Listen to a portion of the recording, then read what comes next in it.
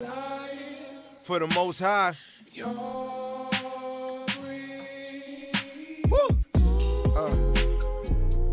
Can't stop thinking about it. 613 laws, statutes, and commandments. If you love the Most High, I think you might want to just keep them. Let's not take away. Let's not make no division. I'm kind of messing up though. I caught myself sinning. But catch me in this position. Israel, you chosen. Wake up. Wake up out of sleep. I wake up out of sleep. For now is our salvation. Near than we believe. The night is far spent. The day is at hand. Cast off the work of wickedness, I demand. Take your time. For the Most High. True.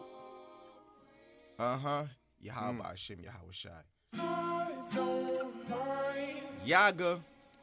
Take your time. For the Most High. Lost. Live your life. For the Most High. Lost.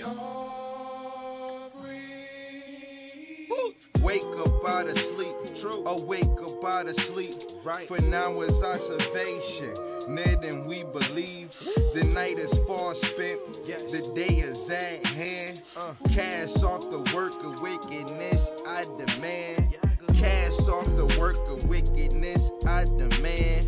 Romans 13:11 got a main concept. 1 Corinthians 15:34. Awake to righteousness and sin not. My people lack the knowledge. I speak this to your shame. Be not deceived. Evil communication corrupts good manners. A line upon line, you can get the whole matter. If you come and like the pastor, you can never understand precept to precept. True. Woo! Take your time. For the Most High. Right. For the Most High. Woo. Love not the world, neither the things that's in it. You lusting for flesh, right? You got an evil wide to your brother to the right side. Niggas testify that they on the grind. My work is white paper, I get high off black scriptures. Motivated cause I'm chosen, Edom is my opponent. Ox know his owner, the ass the master crib, but Israel do not know. I'm tryna sing a song, cause you kinda slow. Wake up out of sleep. Yeah, wake up out of sleep. For now is our salvation, near than we believe. The night is far spent, the day is at hand. Cast off the work of wickedness, I demand. Cast off the work of wickedness, I demand. Wake up out of sleep, wake up out of sleep. For now is our salvation. Sheesh. Take your time. For the Most High. Live your life. For the Most High. Woo! Can't stop thinking about it. 613 laws, statutes, and commandments. If you love the Most High, I think you might want to just keep them. Let's not take away. Let's not make no division. I'm kind of messing up though. I caught myself sinning. But catch me in this position. Israel, you chosen. Wake up. Wake up out of sleep. I wake up out of sleep. For now is our salvation, near than we believe. The night is far spent. The day is at hand. Cast off the work of wickedness, I demand. Take your time. For the Most High. True. Yahweh Hashem, Yahweh Shai. Yaga. Take your time. For the Most High. Lost. Live your life. For the Most High. Wake up out of sleep, true. Awake up out of sleep, right? For now is observation, near than we believe. The night is far spent, yes. The day is at hand. Cast off the work of wickedness, I demand. Cast off. Blue button, okay. Oh, black, come on, black, bro. Mm-hmm. Yeah, no, I saw that.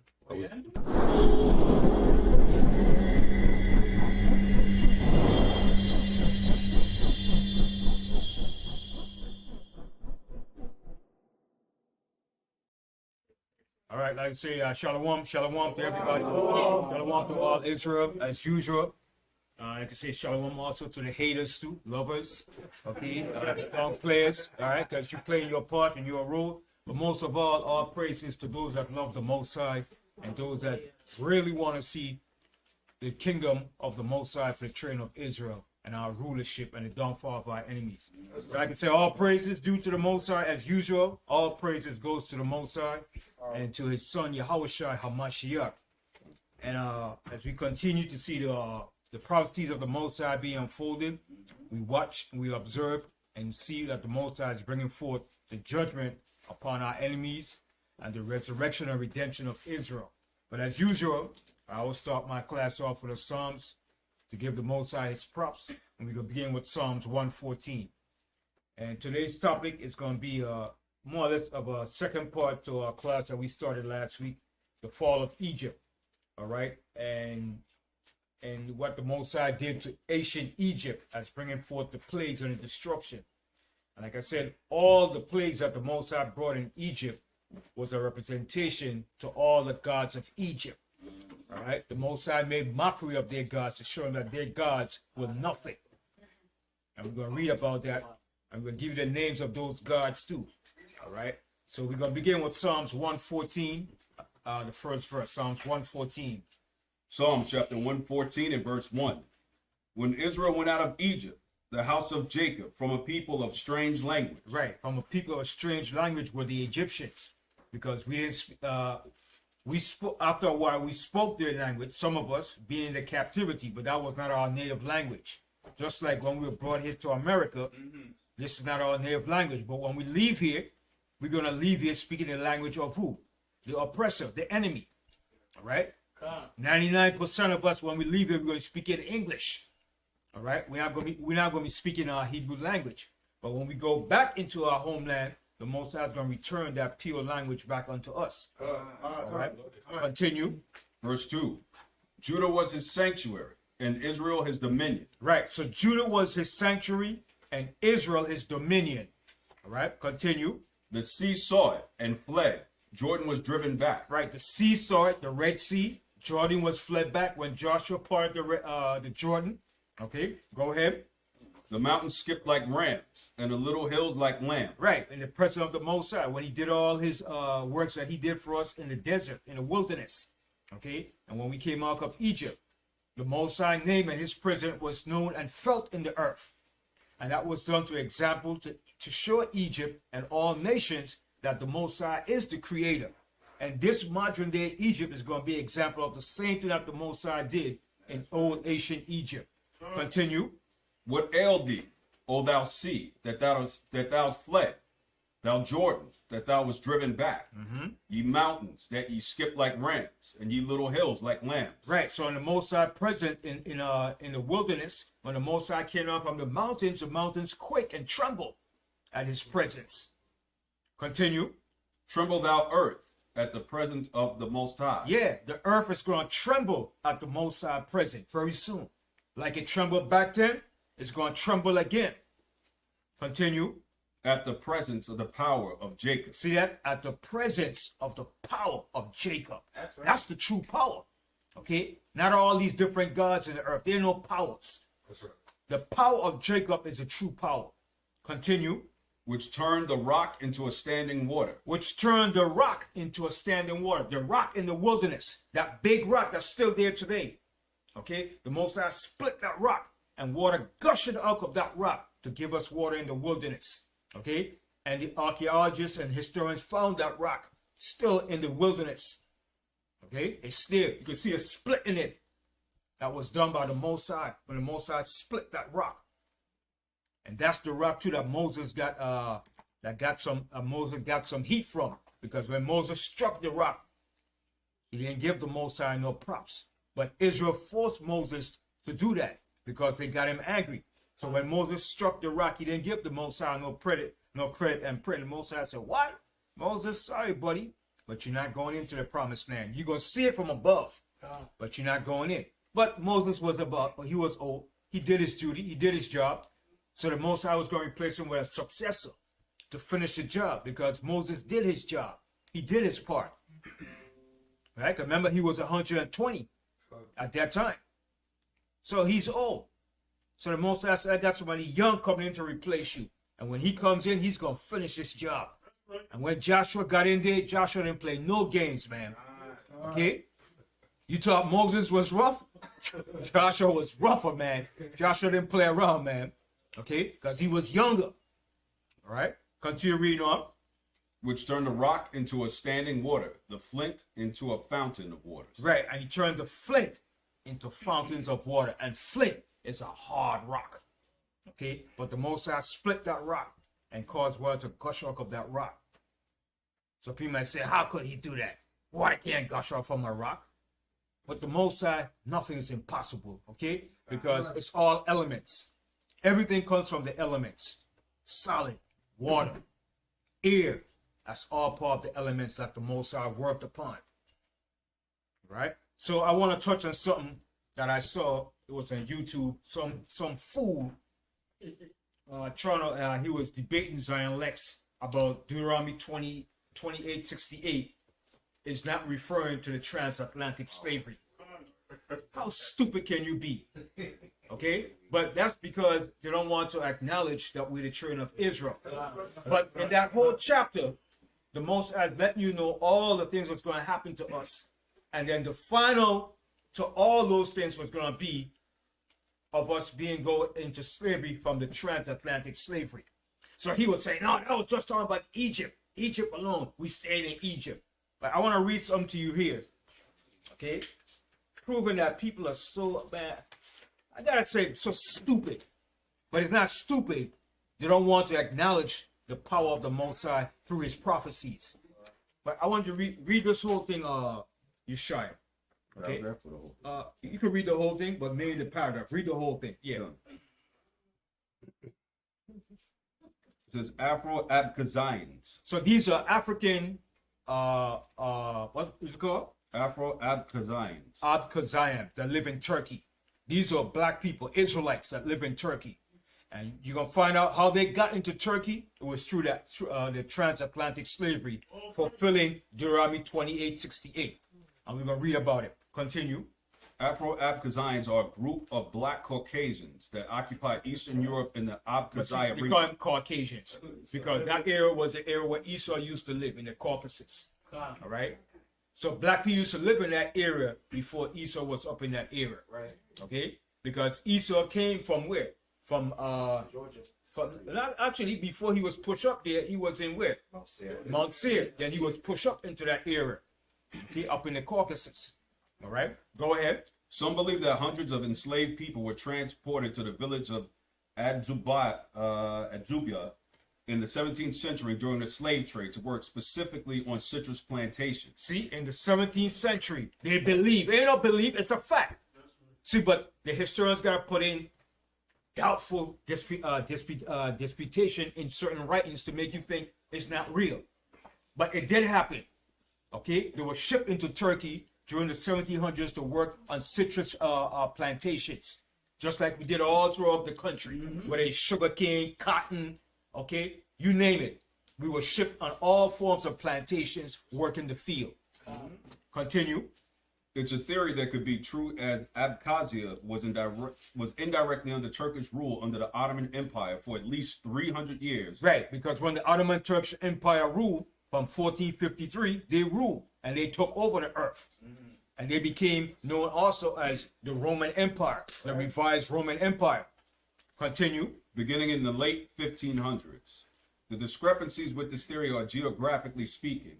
Abkhazia is a difficult area to reach, And it's unclear if Abkhazia was technically under Ottoman rule. It was under the Ottoman Turkish rule. All the area of Turkey, Egypt, parts of Jordan and all those areas, going back up into Europe, that was all surrounded by the Turkish Ottoman Empire.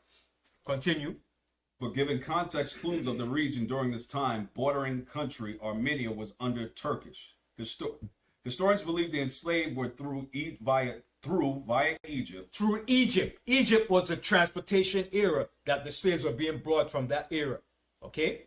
So they said, Deuteronomy 28 is only talking about Egypt. We were sold into Egypt. But it's going to tell you what role Egypt played during that time period.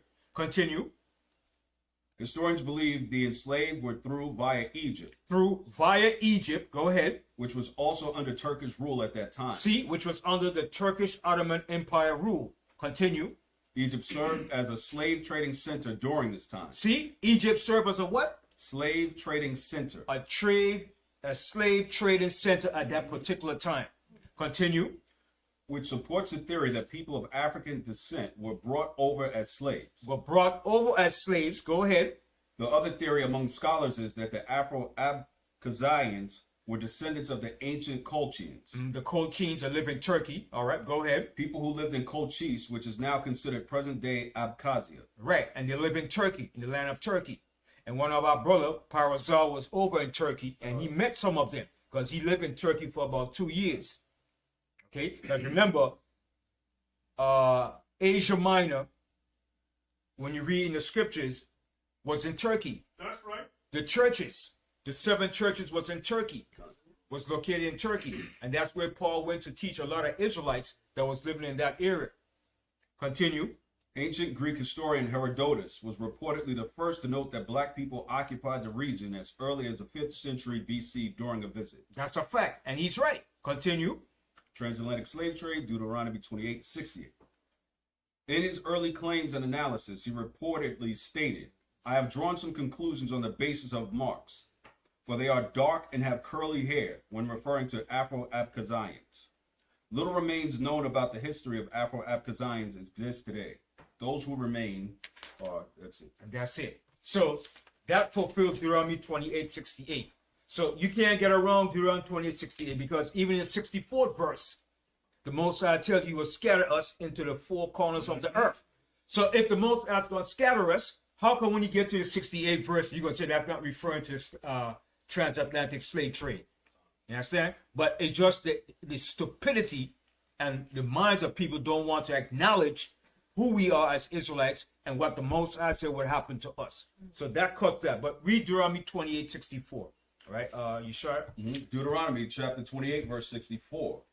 And the Most High shall scatter thee among all the people from one end of the earth even unto the other. See, that was building up to the 68th verse, which was going to lead to the transatlantic slave trade.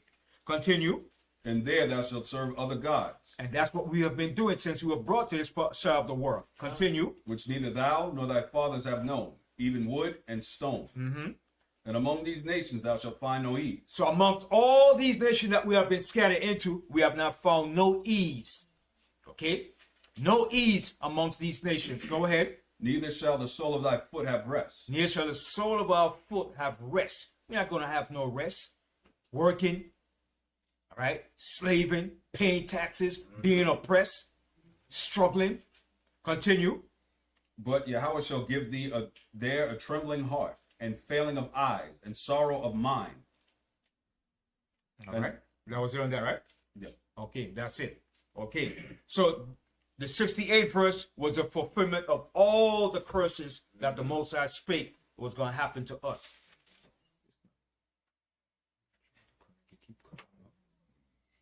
All right. Okay, so I'm going to go into my class. Today's subject is the fall of Egypt and what the Most High did to ancient Egypt. And I want you all to write some of these names down too. You could go and look it up for yourself. All right. So you don't think I'm just trying to bash Egypt and give you misinformation. Right. So let's go to the book of Exodus, the 7th chapter. Exodus, the 7th chapter.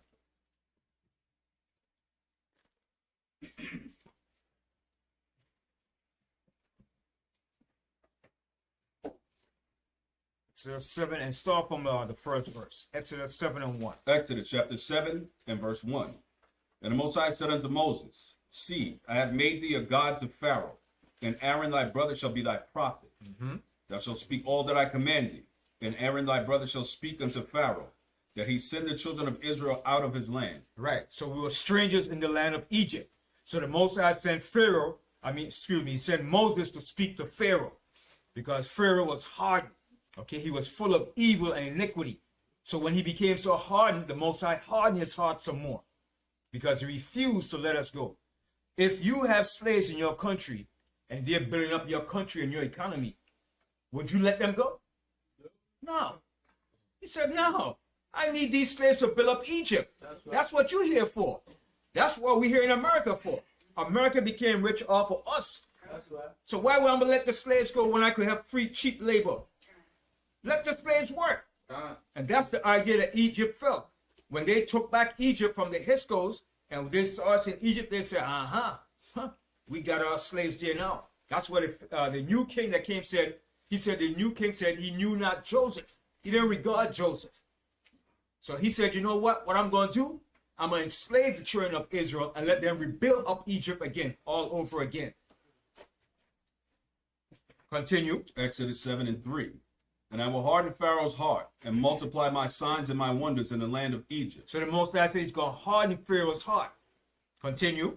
But Pharaoh shall not hearken unto you, that I may lay my hand upon Egypt and bring forth mine armies and my people, the children of Israel, out of the land of Egypt by great judgment. See, by the Most High's great judgments. That's the same thing the Most High is going to do to America. He's going to send forth his great judgments on this country.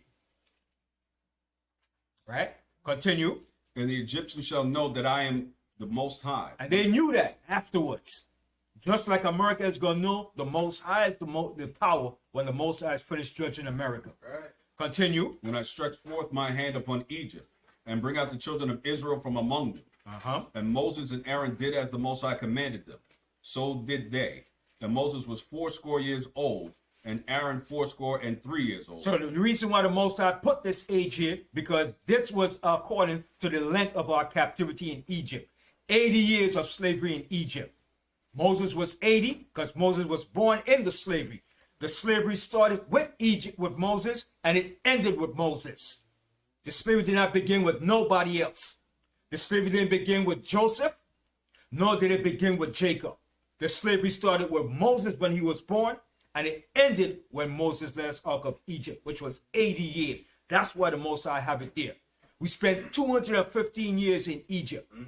Okay? And out of that 215 years, 80 years of it was hardcore slavery in bondage. Okay? The other 215 years was in the land of Canaan with Abraham, Isaac, and Jacob. Then the other 215 years began when Jacob went down into Egypt to the Exodus with Moses. That's the other 215 years, which gives you 430 years put together. Right.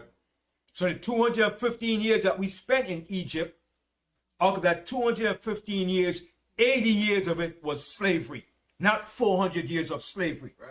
Okay? Because the 18th dynasty of Egypt only lasted for 255 years. 255 years. You can't get 400 years of slavery if that dynasty lasted for 255 years. That's right. Okay? It's impossible. And if anybody want to check it out, go check it out. Go back and Google anything. Google, when did the 18th dynasty of Egypt lasted? How long did it last? And you will see. 255 years. It started with Ammuz and it ended with Horemheb, the last pharaoh of Egypt.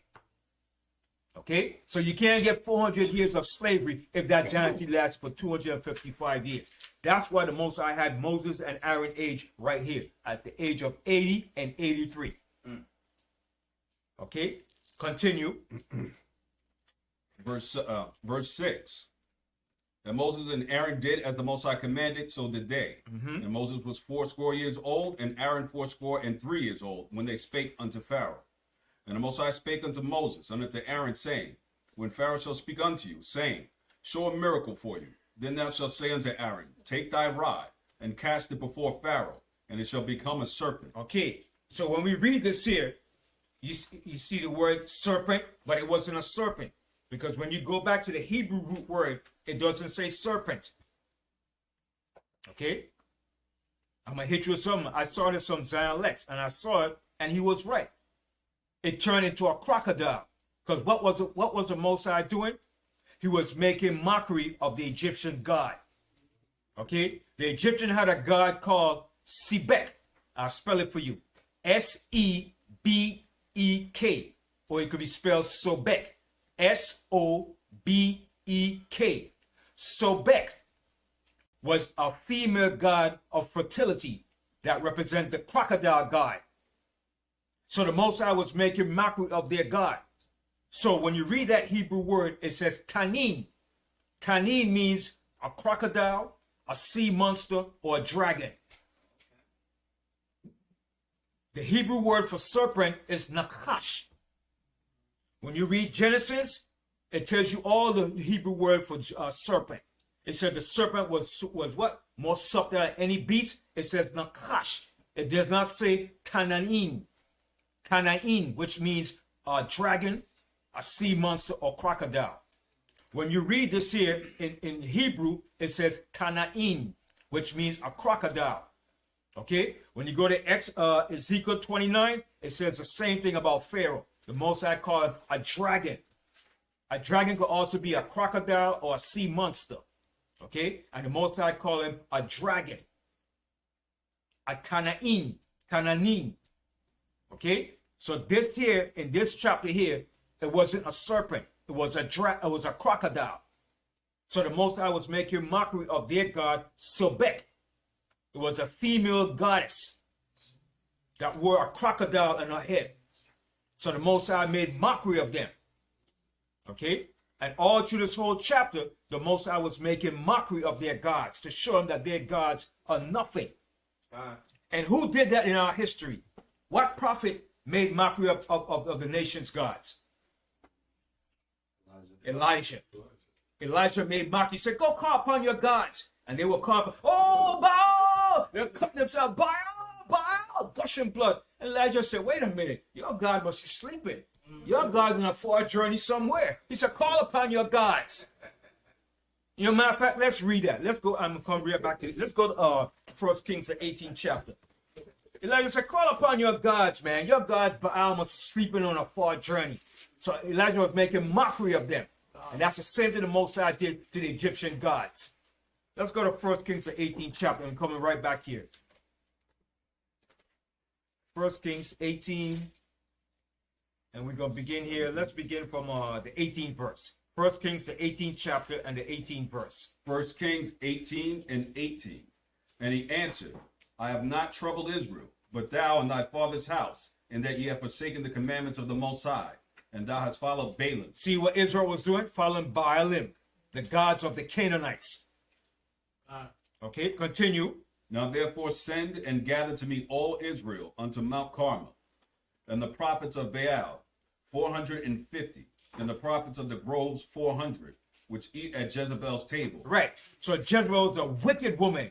Okay, wicked. And he was following over after Jezebel. So he said, call the prophets of Baal. Call all the prophets of Baal. So Elijah had a contest with them at Mount Carmel to prove them that their gods are no gods. Continue. Verse 20. So Ahab sent unto all the children of Israel, and gathered the prophets together unto Mount Carmel. And Elijah came unto all the people, and said, how long halt ye between two opinions? So Elijah said, how long are you going to be between two opinions? Who are you going to choose? You going to choose the gods of the Canaanites, or you going to choose the Most High? Because Israel famous for that. The Most High said we had a harlot's forehead, always chasing after other gods that are no gods. Continue. If the Most High be God, follow him. Yeah, if the Most High is the Most High, follow the Most High. Don't follow no other gods. Continue. But if Baal, then follow him. But if Baal is a true God, then you follow Baal. And Elijah's going to prove to them that Baal was nothing. And that's what the Most High did to Egypt. Continue. And the people answered him not a word. So the people didn't answer. You know Israel, stubborn and rebellious. Oh yeah, who Elijah think he is? Elijah think he's the Most High spokesperson? Yes, he was. And that's what he's going to prove to Israel. Continue. Then said Elijah unto the people, I, even I only remain, a prophet of the Most High. But Baal's prophets are 450 men. Yeah, Baal had plenty false prophets. So Elijah said, I'm the only one of the most for the Most High. But Baal got all his prophets looking good. Yeah. Okay, go ahead. Let them therefore give us 2 bullocks, and let them choose 1 bullock for themselves, and cut it in pieces, and lay it on wood, and put no fire under. And I will dress the other bullock, and lay it on wood, and put no fire under. And ye call on the name of your God. So Elijah said, no, you call upon the name of your gods. Go call on your gods now. Go ahead. And I will call on the name of the Most High. He said, I will call on the name of the Most High. Continue. And the God that answereth by fire, let him be God. And all the people answered and said, it is well spoken. It is well spoken. It is well spoken, Elijah. You know, Israel forward and rebellious. Yeah, it's well spoken. Go ahead. And Elijah said unto the prophets of Baal, choose you 1 bullock for yourselves, and dress it first, for ye are many. So he said, so he's starting to make mockery of them. Go get your bullocks, get and dress your bullocks. Go ahead. And call in the name of your gods. And call in the name of your gods. Go ahead. But put no fire under. But he said, don't put no fire under it. Don't put no fire for the sacrifice. Go ahead. And they took the bullock which was given them, and they dressed it, and called on the name of Baal. And in the morning, from the morning, even until noon, saying. See, from morning to noon.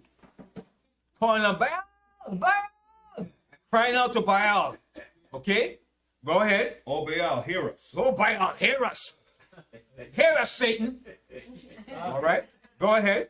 But there was no voice. But there wasn't no voice. Baal didn't hear. Baal didn't respond to them. Go ahead. Nor any that answered.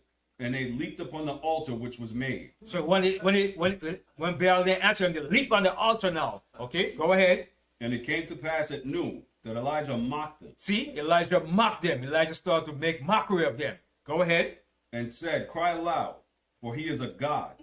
Either he is talking, or he is pursuing, or he is in a journey. So Elijah said, a typical Israelite, man. And the Most High did the same thing to Egypt too. All right? Elijah said, what? Maybe he's talking, maybe he is pursuing, or he's in a far journey. He's gone somewhere. Okay, go ahead. Or peradventure he's sleeping. Or maybe he's sleeping. He's snoring.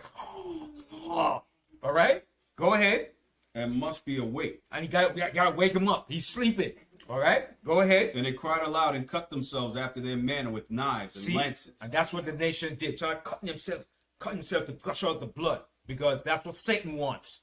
That type of sacrifice. Okay, go ahead. So the blood gushed out upon them. See, the blood was gushing out. That's hedonistic, man. That's paganism. Go ahead. And it came to pass, when midday was past, and they prophesied until the time of the offering of the evening sacrifice, that there was neither voice, nor any to answer, nor any that regarded. See, nobody responded. Nobody. Baal wasn't nowhere around to be found.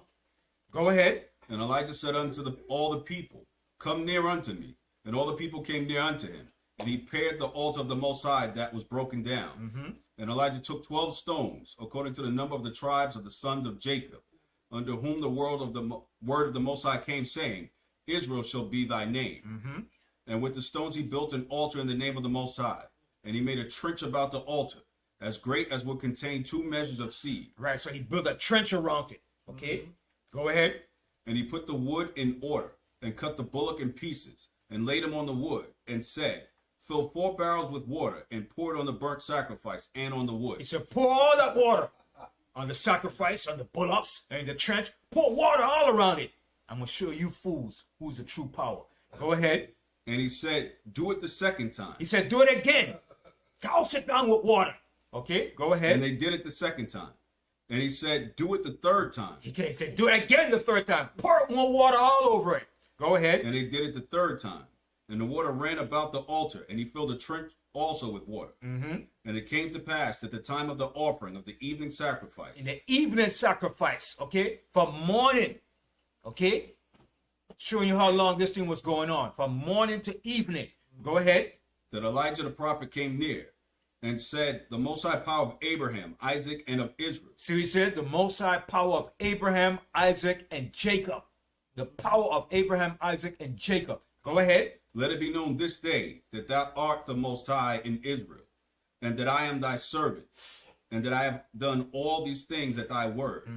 Hear me, O Most High, hear me, that this people may know that thou art the Most High power, and thou hast turned their hearts back again. Then the fire of the Most High fell and consumed the burnt sacrifice, and the wood, and the stones, and the dust, and licked up the water that was in the trench. So the Most High fire did, it licked everything up. Lick it up. Burn everything up, man. Okay, go ahead. And when all the people saw it, they fell on their faces, and they said, the Most High, he is the power. Yeah, see? And the whole world's going to know the Most High is the power when he's finished with America. Just like he did to Egypt. Go ahead. The Most High, he is the power. Most High, he is the power. Ain't no other power besides the Most High. Continue. And Elijah said unto them, take the prophets of Baal, let none of them escape. So he said, take all the prophets of Baal. Don't let nobody escape. Go ahead. And they took them. And Elijah brought them down to the brook Kishon and slew them there. And Elijah slew them, slew their behinds. Get rid of them. Continue. And Elijah said unto Ahab, get thee up, eat and drink, for there is a sound of abundance of rain. All right. So that's it on that. Okay. So let's go back to Exodus now. Okay. We left off in verse 10.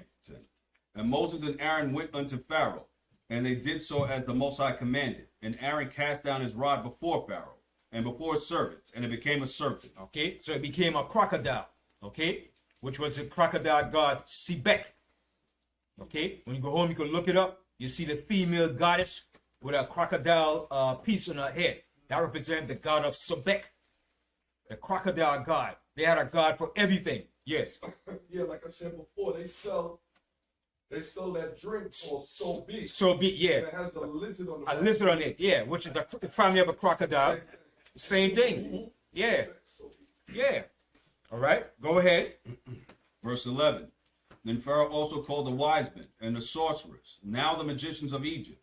They also did in like manner with their enchantments. Okay, to prove to you, right, that it was a crocodile, right? Let's go to Ezekiel 29. I'm going to show you something real quick. Ezekiel 29. Because now some people say, Banyamyan going off again. Here we go again. Here we go again. Teach something different now. Banyamyan always going off in the scripture. I know, and that's what they're saying out here. But let me back it up what I'm saying.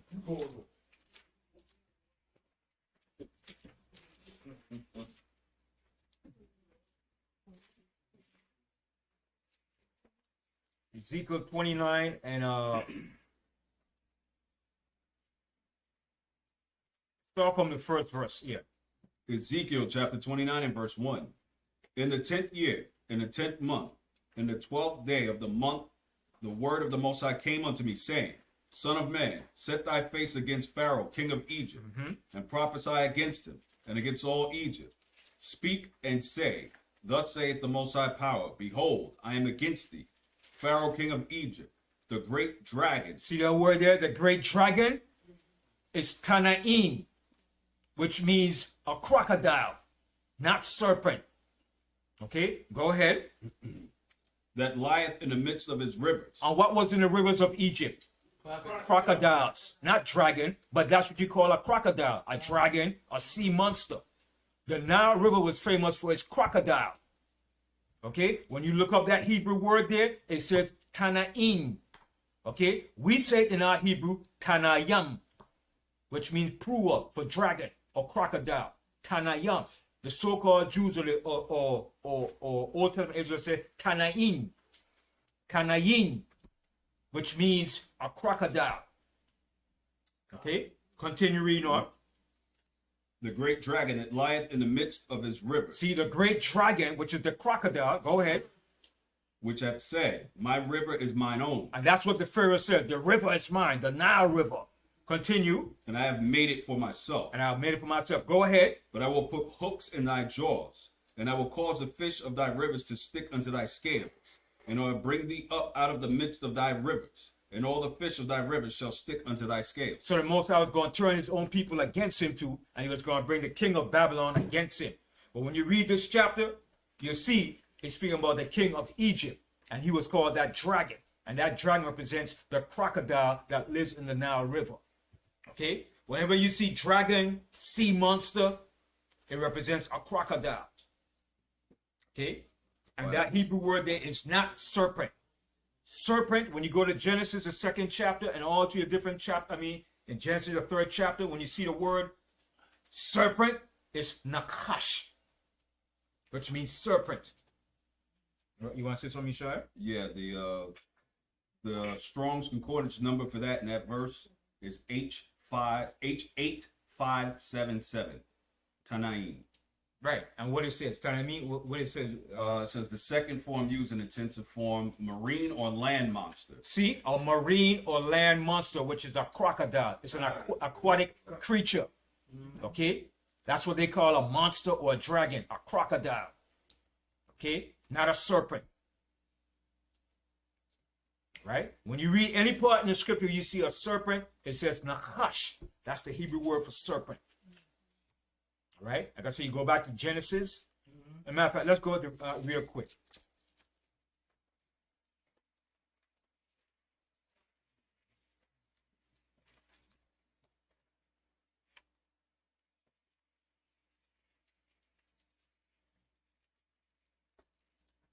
When you go to Genesis 3 and 1.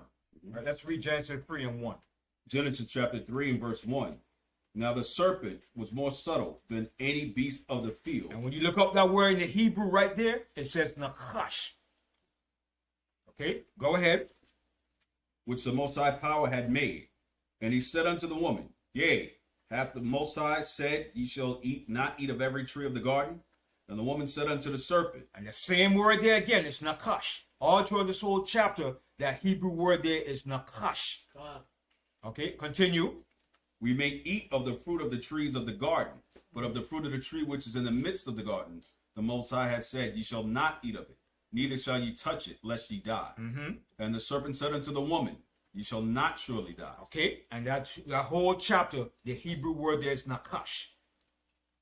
Okay, but when you get to Exodus 7, it doesn't say nakash in the Hebrew. Okay, so Banyama is not going off.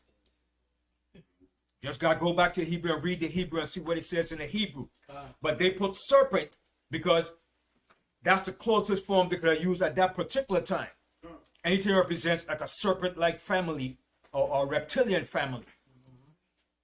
Have the Hebrew for that too. Right. You got the Hebrew? In Genesis 3 and 1, it's H5175. Nachash.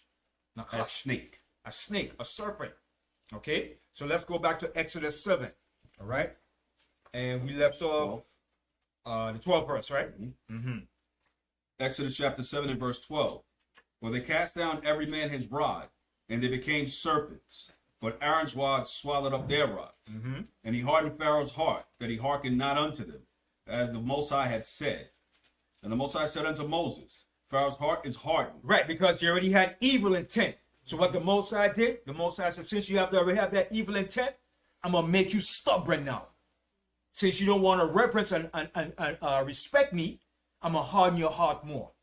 Because you already had the evil intent already to do evil against us. God. They didn't like us. They didn't like us, man. Okay? And that's why when you read in the beginning part when Joseph was down in Egypt, right before the Hyksos got expelled, and Amuz came and expelled the Hyksos, what did Joseph tell the Pharaoh? What did he tell his brothers to tell the Pharaoh? He told them something specifically. Joseph told his brothers, when you go before Pharaoh, tell the Pharaoh that you're what? You're shepherds. Why? That's abomination to the Egyptians. It was the abomination to the Egyptian, but it was not to the Hyksos. Right. Because the Hyksos were shepherd kings or foreign rulers. So the Hyksos were still ruling at that time when Joseph was in Egypt. Okay, so that's why he told his brothers, when you go before Pharaoh, said you're shepherds, so he could put you where? In the best of the land, which is in where? In Goshen. But the ancient Egyptians didn't like shepherds. To them, it was an abomination. So why would Joseph tell his brothers to tell the Pharaoh, you're shepherds? Would that make sense if the Egyptians hated shepherds? Then I put us somewhere else. But Joseph says, listen, when you go before Pharaoh, tell him that your occupation, that you're shepherds. Because the Hyksos was doing the same thing too. Okay? And the Hyksos will put them in the best of the most fertile land in Egypt, which was in Goshen. And the Hyksos were living right in the same area called Avaris. Okay, the Hyksos ruled Egypt for 200 years. Then when Ammuz came in, he kicked the Hyksos out. And that was the Pharaoh that knew not Joseph. Remember that. When we were in Egypt at that particular time, the ancient Egyptian was not ruling. When Joseph was ruling in Egypt, the Hyksos were still in Egypt at that particular time. Okay, and the Hyksos was known as foreign rulers of Egypt that took over Egypt. And that was the lowest point in Egyptian history. They hated that because the Hyksos put a whipping in there behind. And when Ammuz came in, he said, oh no, I don't care if Joseph is in here. You got to go. You Negroes got to go in slavery. Okay? So let's continue. Verse 15. Get thee unto Pharaoh in the morning. Lo, he goeth out unto the water, and thou shalt stand by the river's brink against thee come. And the rod which was turned to a serpent shalt thou take in thine hand. And thou shalt say unto him, the Most High Power of the Hebrews hath sent me unto thee, saying, let my people go, that they may serve me in the wilderness. And behold, hitherto thou wouldest not hear. So he became hardened and stubborn, rebellious. Go ahead. Thus saith the Most High, in this thou shalt know that I am the Most High. Behold, I will smite with the rod that is mine in the hand upon the waters, which are in the river, and they shall be turned to blood. Okay, so now, and the Most High turned the river into blood. Okay, now, why did the Most High turn the river into blood? Because the Egyptian had a god over the Nile that was called Hapi. It's spelled Hapi. Hapi. Hapi was the god of the Nile. So the Most High started to make mockery. So the Most High said, okay, you got a god over the Nile River? I'm going to turn it to blood. Let's see if Hapi can return back the river to this normal stage. Okay? Hapi was the god. And the name for the river in Egypt is Itiru. I-T-E-R-U, which is the Nile River. But the god over that river was the god Hapi. H-A-P-I. So the Most High turned the river into blood to make mockery of their God. Continue. Verse 18. And the fish that is in the river shall die, and the river shall stink, and the Egyptians shall loathe to drink the water of the river. And the Most High spake unto Moses, say unto Aaron, take thy rod, and stretch out thine hand upon the waters of Egypt, upon their streams, upon their rivers, and upon their ponds, and upon their pools of water, that they may become blood. So everything became blood. Everything. So the Most High gave him blood to drink. Continue. And that there may be blood throughout all the land of Egypt. See, there was blood all throughout the land of Egypt. Every vessel that they thought they was going to get fresh water was blood. And their God Hapi couldn't do nothing against it. Go ahead. Both in vessels of wood and in vessels of stone. Check that out. Most High Shem, who's the power? Who's the man? Continue. And Moses and Aaron did so, as the Most High commanded. And he lifted up the rod and smote the waters that were in the river, in the sight of Pharaoh, and in the sight of his servants. And all the waters that were in the river were turned to blood. Turned to blood. Okay, go ahead. And the fish that was in the river died, and the river stank, and the Egyptians could not drink the water of the river. And there was blood throughout all the land of Egypt. And the magicians of Egypt did so with their enchantments. And Pharaoh's heart was hardened, neither did he hearken unto them as the Most High had said. And Pharaoh turned and went into his house, neither did he set his heart to this also. He was still rebellious and hard. Continue. And all the Egyptians digged round about the river for water to drink. So they were digging around, digging so they could get fresh water to drink. Because you know, it's hot in Egypt. And if you can't get no fresh drinking water, that's a bad thing, man. You got to drink blood for water. So the Most High said, I'm going to fix you. Okay? So they were digging, trying to get fresh water. And everywhere they dig, blood just keep coming up. Continue. For they could not drink of the water of the river. And 7 days were fulfilled. After that, the Most High had smitten the river. Right, 7 days. So remember, this was all a build up to what?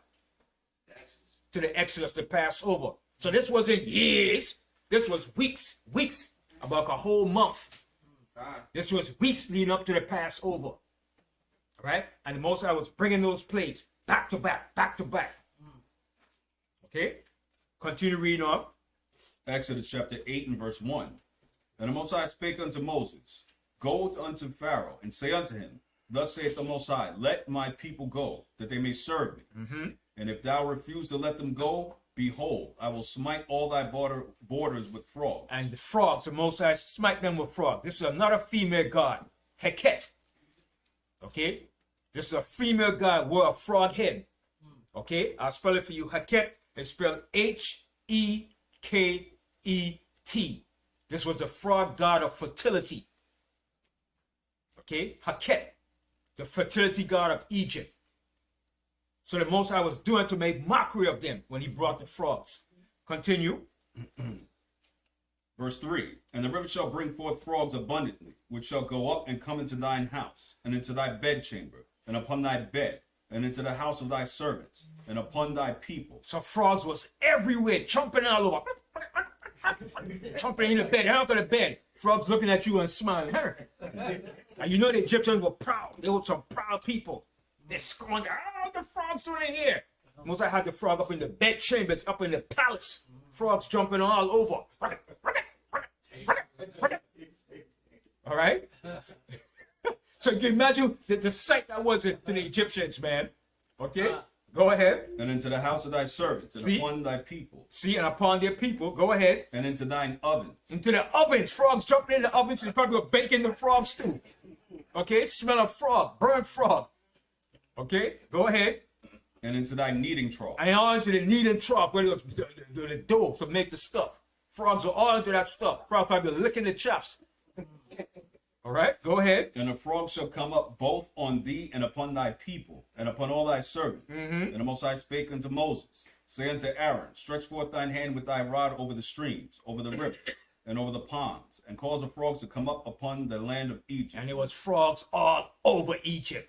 Okay, go ahead. And Aaron stretched out his hand over the waters of Egypt, and the frogs came up and covered the land of Egypt. And covered the land of Egypt. Frogs. Okay, go ahead. And the magicians did so with their enchantments, and brought up frogs upon the land of Egypt. So they try to duplicate what Moses did now, because they had that power too, through Satan. Okay, every kingdom had that power on the left-hand side. Okay, America has that power too. Don't sleep on America.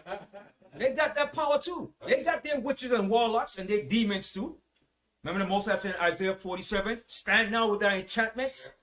Yeah, they got their sorcerers, their soothsayers. How you think they could read the heavens and tell you it's going the 10-day forecast? It's going to be 48 degrees tomorrow. It's going to be 50. How they could forecast all that? It's going to be 10 inches of snow. Okay? They got their soothsayers and their magicians too. You don't see them, but they're there. Right. You want to say something, Howard? Yeah, and that was stupid of them because frogs over there. Why you going to make more frogs? Right. You understand? On their own self. On their own self. Because they're trying to go against the Most High to show that they gods or something. All right? You want to say something, Yeshua? Okay, go ahead.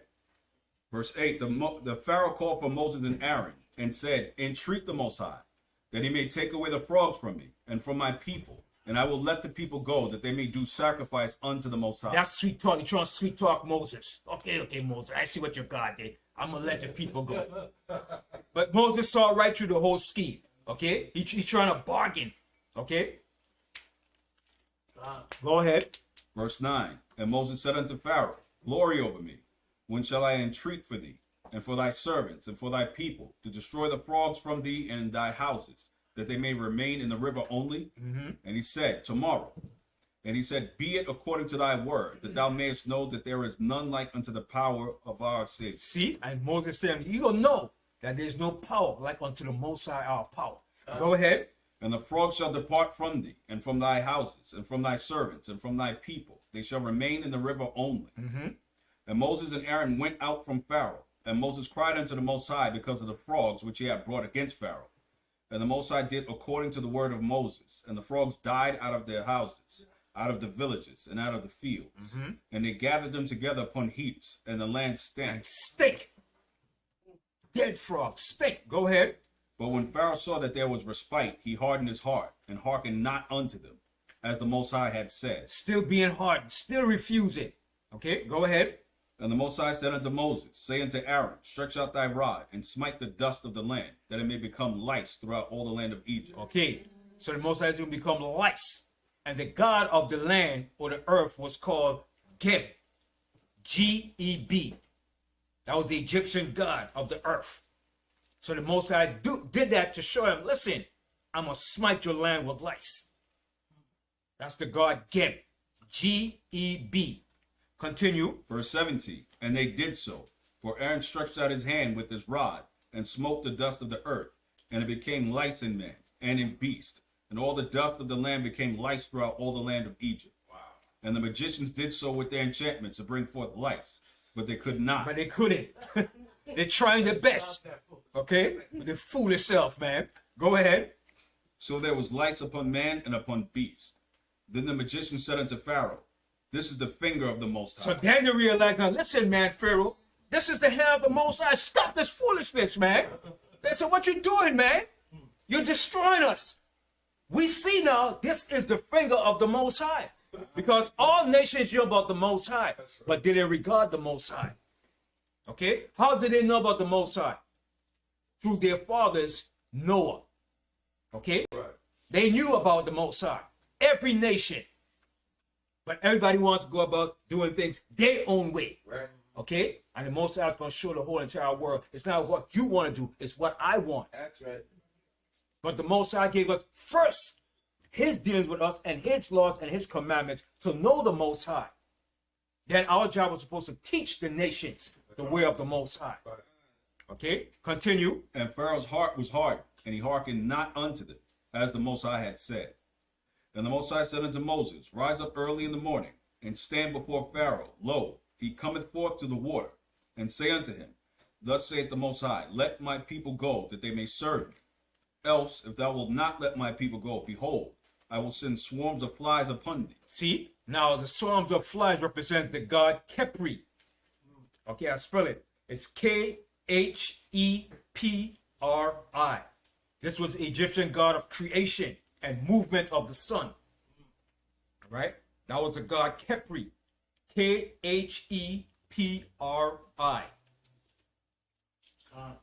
And that god also wore a fly. They had a hat as a fly. They had a god for everything. Just a little something. They were some, there was some damn, they wore the symbol of that fly god. Okay? They actually wore that, man. Wow. Yeah, that's why the Most High, Looked him up. It said he was represented as a human with the head of a scarab beetle, or simply by the form of a scarab beetle itself. Yeah. There was something, they had a god for everything, man. And that's where the Greeks and Romans got that trap from. Right. Okay, go ahead. You want to say something, Shah? Okay, go ahead. Salak, he said, else if thou wilt not let my people go, behold, I will send swarms of flies upon thee, and upon thy servants, and upon thy people, and into thy houses, and the houses of the Egyptians shall be full of swarms of flies. And you know flies is an irritating, disgusting thing, man. In your house. Nasty. That flies. And they fast too, man. They can move quick, man. All right. Go ahead. And also the ground whereon they are. And I will sever in that day the land of Goshen. See, because we were in the land of Goshen. That's the land that Joseph gave us under the Hisco's pharaohs. Continue. In which my people dwell, that no swarms of flies shall be there. See, and no swarms of flies were in Goshen. Go ahead. To the end that thou mayest knowest that I am the Most High in the midst of the earth. And I will put a division between my people and thy people. See, most of I'm going to put a division between your people and my people. So when people say we're all the same people. No, we're not. The Most High put a division between us. And the Most High is going to do it in the end again. That's right. That's what the Most High said in the end. The angel is going to sever between us. That's what the Most High said. Let the wheat and the tares grow together until what? The end. When the angel is going to make that separation. Most High know his people. Okay, go ahead. Tomorrow shall this sign be. And the Most High did so. And there came a grievous swarm of flies into the house of Pharaoh and into his servants' house. Yeah, you know, they ain't like that. Pharaoh, the Egyptians, swarms of flies in their house. Go ahead. and into all the land of Egypt. The land was corrupted by reason of the swarm of flies. And Pharaoh called for Moses and for Aaron and said, "Go ye, sacrifice to your God in the land." He said, now he's saying, go sacrifice to your God. Okay, go ahead. And Moses said, "It is not meet so to do, for we shall sacrifice the abomination of the Egyptians unto the Most High our power. Lo, shall we sacrifice the abomination of the Egyptians before their eyes? And will they not stone us? Right. So we don't want the Egyptian abomination of the Egyptians. Go ahead. We will go 3 days' journey into the wilderness, and sacrifice unto the Most High our power, and he shall command us." And Pharaoh said, "I will let you go, that ye may sacrifice unto the Most High your power in the wilderness. Only you shall not go very far away. Entreat for me." See what he's saying? Now he's so arrogant. You ain't gonna get far anyway. You're prideful, man. Egypt, all nations were prideful when it came to the children of Israel. Okay, go ahead. Verse 29. And Moses said, "Behold, I go out from thee, and I will entreat the Most High that the swarms of flies may depart from Pharaoh, from his servants, and from his people tomorrow. But let not Pharaoh deal deceitfully any more." See, because he was still being deceitful. Go ahead. "And not letting the people go to sacrifice to the Most High." And Moses went out from Pharaoh and entreated the Most High. And the Most High did according to the word of Moses. And he removed the swarm of flies from Pharaoh, from his servants, and from his people. There remained not one. And Pharaoh hardened his heart at this time also. Neither would he let the people go. Still became evil and rebellious, man. Still had that pride and arrogance. Okay, go ahead. Chapter 9, verse 1. Then the Most High said unto Moses, "Go in unto Pharaoh and tell him, Thus saith the Most High, the power of the Hebrews. Let my people go, that they may serve me." So the Most High said, let my people go, the Hebrews, that they may serve me. Go ahead. "For if thou refuse to let them go, and wilt hold them still, behold, the hand of the Most High is upon thy cattle, which is in the field, and upon the horses, upon the asses, upon the camels, upon the oxen, and upon the sheep. There shall be a very grievous murrain." Right, a grievous marriage plague. So this was the god Hathor. Okay, it's spelled Hathor. This was a god. This was an Egyptian goddess of love and protection, and she wore a cow on top of her headdress. Hathor. Okay, the Egyptian god. So the Most High said, "Okay, I'm gonna plague all your livestock of Egypt." She was a god over all the livestock of Egypt. Man, that's like the bull with the head with the moon inside it. Similar to that. Similar to that. Yeah. Okay. They had a god for almost everything, man. Hathor. Okay. That was, and this was the death of the cattle and the livestock. She represents the livestock of Egypt. Okay. Continue. Verse 4. "And the Most High shall sever between the cattle of Israel and the cattle of Egypt. So all cattle live, but they were plagued. Continue. And there shall nothing die of all that is in the children of Israel. And the Most High appointed a set time, saying, Tomorrow the Most High shall do this thing in the land. And the Most High did that thing on the morrow. And all the cattle of Egypt died, but of the cattle of the children of Israel died not one." Not one. Most High plagued every livestock they had in Egypt. So the Most High was doing, he was diminishing the economy, destroying them. All right, go ahead. Verse 7. "And Pharaoh sent, and behold, there was not one of the cattle of the Israelites dead. And the heart of Pharaoh was hardened, and he did not let the people go. He was still hard after all of that. Continue. And the Most High said unto Moses and unto Aaron, Take you handfuls of ashes of the furnace, and let Moses sprinkle it toward the heaven in the sight of Pharaoh. And it shall become small dust in all the land of Egypt, and shall be a boil, breaking forth with blains upon man and upon beasts throughout all the land of Egypt. And they took ashes of the furnace and stood before Pharaoh. And Moses sprinkled it up toward heaven, and it became a boil breaking forth with blains upon man and upon beasts. And the magicians could not stand before Moses because of the boils, for the boil was upon the magicians and upon all the Egyptians. And the Most High hardened the heart of Pharaoh, and he hearkened not unto them, as the Most High had spoken unto Moses. All right. So the boils represents the diseases that the Most High brought. And what the Most High was doing was making mockery of the god Isis. Okay, Isis is spelled I-S-I-S. She was a god of healings and of medicine. Okay, so the Most High brought those plagues to show him that Isis can't heal you now. Go get ISIS to heal you of all these diseases and plagues. Right? Go ahead. Verse 13.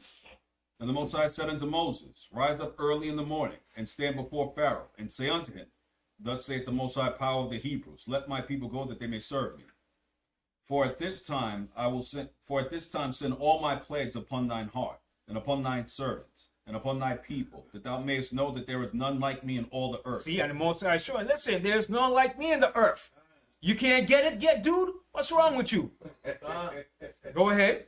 For now I will stretch out my hand, that I may smite thee and thy people with pestilence, and thou shalt be cut off from the earth. And in very deed for this cause have I raised thee up, for to show in thee my power. See, that's what the Most High raised him up, just like he's raised up America. That's right. To show his power in the last days. Okay, go ahead. That my name may be declared throughout all the earth. And the Most High is going to be declared all throughout the earth when he's finished with America. That's right. Okay, go ahead. As yet exalted thyself against my people, that thou wilt not let them go. Behold, tomorrow about this time I will cause it to rain a very grievous hail, such as has not been in Egypt since the foundation thereof until now. Okay, and this hail was against the god Nut. Okay, N-U-T. He was a god for storms. So the Most High said, okay, I'm going to bring a hail against you, and let's see what Nut is going to do. Okay, the Most High was making mockery of all their gods, man. Most High was being methodical, precisely to all of their gods. The Most High is something else, man. You understand? And Israel, we did the same way too. When we get a chance, we will do the same thing. That's what Elijah did. Okay, go ahead. Verse 19. Send therefore now and gather thy cattle, and all that thou hast in the field. For upon every man and beast which shall be found in the field, and shall not be brought home, the hail shall come down upon them, and they shall die. He that feared the word of the Most High among the servants of Pharaoh made his servants and his cattle flee into the houses. And he that regarded not the word of the Most High left his servants and his cattle in the field. So some of the Egyptians took heed to it. Because when they saw it, they said, man, our gods ain't doing nothing for us. This is the finger of the Most High. They realize it. Okay, go ahead. 22. And the Most High said unto Moses, Stretch forth thine hand toward heaven, that there may be hail in the land of Egypt, upon every man, and upon beast, and upon every herb of the field, throughout the land of Egypt. And Moses stretched forth his rod toward heaven, and the Most High sent thunder, and hail, and fire ran along upon the ground. And the Most High rained hail upon the land of Egypt. So there was hail, and fire mingled with the hail, very grievous, such as there was none like in all the land of Egypt since it became a nation. And that was against the god Nut. Okay, go ahead. And hail smote throughout all the land of Egypt that was in the field, both man and beast. And the hail smote every herb of the field, and brake every tree of the field. So the Most High was bringing down their economy. Okay, and when the Most High finished with that, that was the end of their dynasty. That dynasty ended when the Most High finished plaguing and destroying it. Continue. Only in the land of Goshen, where the children of Israel were, there was no hail. See, in the land of Goshen. Okay, that was a secure land we were dwelling in, and that was our land. Okay, that's the land the Most High gave to Abraham. Okay, let me show you that. Go to Genesis real quick. That's why Joseph told him to take the land of Goshen. Joseph understood this. Genesis the 15th chapter, right? Genesis 15, and start here from the 18th verse. Genesis chapter 15 and verse 18. In the same day the Most High made a covenant with Abraham, saying unto thy seed have I given this land, from the river of Egypt. See, from the river of Egypt, where was Goshen? It was located in the river of Egypt, in the Nile Delta Valley, in the lower part of Egypt, which is what called the northern part of Egypt. Okay, whenever you see lower and upper, lower represents the northern part of Egypt, and upper represents the southern part of Egypt. So the Nile Delta Valley was the area of the Nile River. Okay, that was the area of what you call the river of Egypt. Okay, read that verse again. Verse 18. In the same day the Most High made a covenant with Abram, saying unto thy seed I have given this land, from the river of Egypt unto the great rivers, the river Euphrates. See, from the river of Egypt, which is the land of Goshen, up until where? The river of the Euphrates. Where's the Euphrates? Right. Up in Iraq. Okay, go ahead. The Kenites and the Kenizzites and the Cadmonites and the Hittites and the Perizzites and the Rephaims and the Amorites and the Canaanites and the Girgashites and the Jebusites. So the Most High gave us that whole entire land of Canaan where all these African nations were dwelling in. Okay, because the Canaanites were dwelling in the land of Canaan, like they were like flies in the land. Okay, there was so much of them. The Most High said when we got there, the Most High said 7 nations mightier and greater than thou. They were built up in the land. Millions and millions of them in the land, man. Okay? They outnumbered us in the land. Okay? Go back to Exodus. Exodus chapter 9 and verse 26. Only in the land of Goshen, where the children of Israel were, was no hail. And Pharaoh sent and called for Moses and Aaron and said unto them, I have sinned this time. So he said, I have sinned. Now he's acknowledging he's sinned now. Okay, go The ahead. Most High is righteous, And see, the Most High is righteous. Your God is righteous. Go ahead. and I and my people are wicked. And I and my people are wicked. And they are. Go ahead. Entreat the Most High, for it is enough that there be no more mighty thunderings and hail, and I will let you go, and ye shall stay no longer. And Moses said unto him, As soon as I am gone out of the city, I will spread abroad my hands unto the Most High, and the thunder shall cease, neither shall there be any more hail, that thou mayest know how that the earth is the Most High's. But as for thee and thy servants, I know that ye will not fear the Most High. Right. He was just saying to Moses to appease Moses. Okay, go ahead. And the flax and the barley was smitten, for the barley was in the ear, and the flax was bold. But the wheat and the rye were not smitten, for they were not grown up. See, he's just showing you what season it was in. Okay, it was getting ready, approaching to what? The month of Abib, the spring season where the barley was going to come in. All right, so it was all leading up to the Passover, the spring, the Abib, the springtime. Go ahead. And Moses went out of the city from Pharaoh, and spread abroad his hands unto the Most High. And the thunders and hail ceased, and the rain was not poured upon the earth. And when Pharaoh saw that the rain and the hail and the thunders were ceased, he sinned yet more, and hardened his heart, and he and his servants. See, he's still hardening his heart, trying to appease Moses. Go ahead. And the heart of Pharaoh was hardened, neither would he let the children of Israel go, as the Most High had spoken by Moses. Continue. And unto the Most High said unto Moses, and the Most High said unto Moses, Go in unto Pharaoh, for I have hardened his heart, and the heart of his servants, that I might show these my signs before him, and that thou mayest tell in the ears of thy son, and of thy son's son, what things I have wrought in Egypt, and my signs which I have done among them, that ye may know how that I am the Most High. Right. And so you could know what the Most High did in Egypt, his mighty acts. The same thing the Most High is going to do here. When we leave out of here, we're going to know the mighty acts of the Most High. That's why the Most High said, It shall no more be said, the Most High that liveth, that brought the children of Israel out of the land of Egypt, but where? From the land of the north and all the place where you have scattered us. This is going to be the new saying here, when the Most High finished with this piece of garbage here. That's right. Okay? Go ahead. Exodus chapter 10 and verse 3. And Moses and Aaron came in unto Pharaoh, and said unto him, Thus saith the Most High power of the Hebrews, How long wilt thou refuse to humble thyself before me? See, he refused to humble himself. Go ahead. Let my people go, that they may serve me. Else, if thou refuse to let my people go, behold, tomorrow will I bring the locusts into thy coast. See the locust? Now the Most High, the locust, okay, that was the god Seth. S-E-T-H. Okay? That was the Egyptian god of storms and disorder. All right? So the Most High brought that as a representation against the god of Seth, the locust. All right? Go ahead. And they shall cover the face of the earth, that one cannot be able to see the earth. See, the locust came in abundance. And remember the Most High said the locust is his what? His army. The Most High called the locust his army.